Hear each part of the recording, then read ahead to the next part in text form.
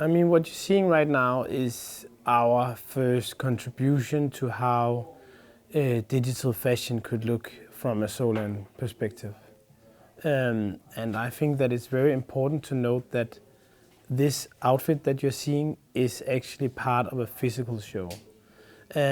We had 39 looks in the show, and this is what we call the 40th look. So for us, it's quite important to like connect the physical, emotional experience with the digital one.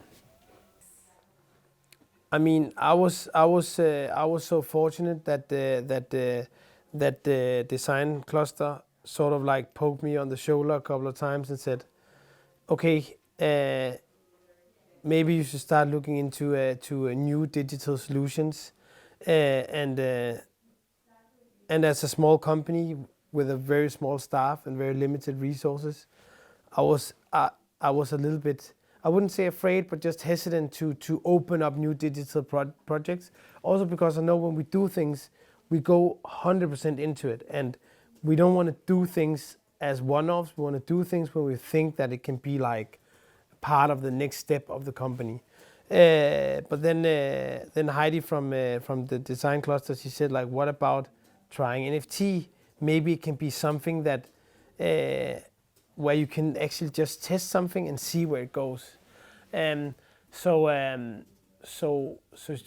she was she put us in contact with the Dematerialized, which is the platform that we developed the whole project with and launched it on.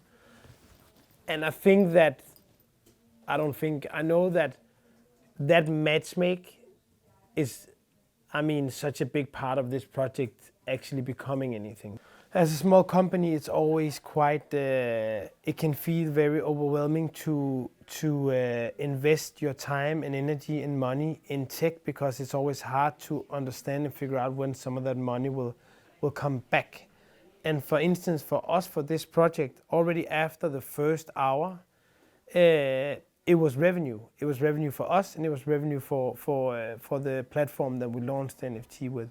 So it's also to say for us, it was also like a completely eye-opener that okay, this is actually something that we can make money on. It's not only like a PR or like a test project. It's actually something that is business, and especially for a small company like ours, it's the closest for us to actually selling something that's haute couture. I mean, the most expensive Soulland piece ever sold doesn't exist in the physical world yet. And I think that's super interesting, because as a designer, one of the challenges you often face is that the more creative stuff you design is always tend to be the stuff that's harder to sell, because people, I mean, we all know that when we're buying something in the store, then we think, when am I gonna wear this? How can I wear it? What can I wear it with? Online, you don't need to think about that. You think like, okay, this is super interesting. I want it. And then I use it in my digital life. I don't have to justify that I can wear this like both when I take my bike to work, but also when I'm going to a party, also when I'm at home just relaxing. You don't need to think about all those things. So you have the opportunity to push life into much more forward-thinking design. When I started learning about NFT and blockchain, I spent all my focus and time on thinking about what this technology was about, and that I didn't understand it. I didn't understand why digital objects could have a value at all, actually. And I heard a very good podcast from New York Times where their tech senior writer, he said that liberate yourself from trying to understand the technology and understand like why people are buying. You already know why people are buying, because it's exactly the same as why people are buying physical objects. And the reason why people are buying digital objects is because that there is an emotional connection. So stop worrying about what the technology is or what it does. Just acknowledge that the same emotional experience you can have from a physical jacket, you can have from a digital jacket. And once you sort of like let that go, you start to focus on the things that are actually relevant. which is the same as for physical products, like quality, design quality, like all these things that are so important when you're buying physical objects or physical design, are actually the same that matters when it's digital design. I think that it's, I mean, obviously the possibilities are endless, and it's super hard to tell.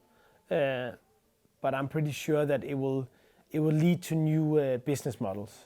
I mean, I'm 100% sure that it will, and new ways of, like, new business models, new production solutions.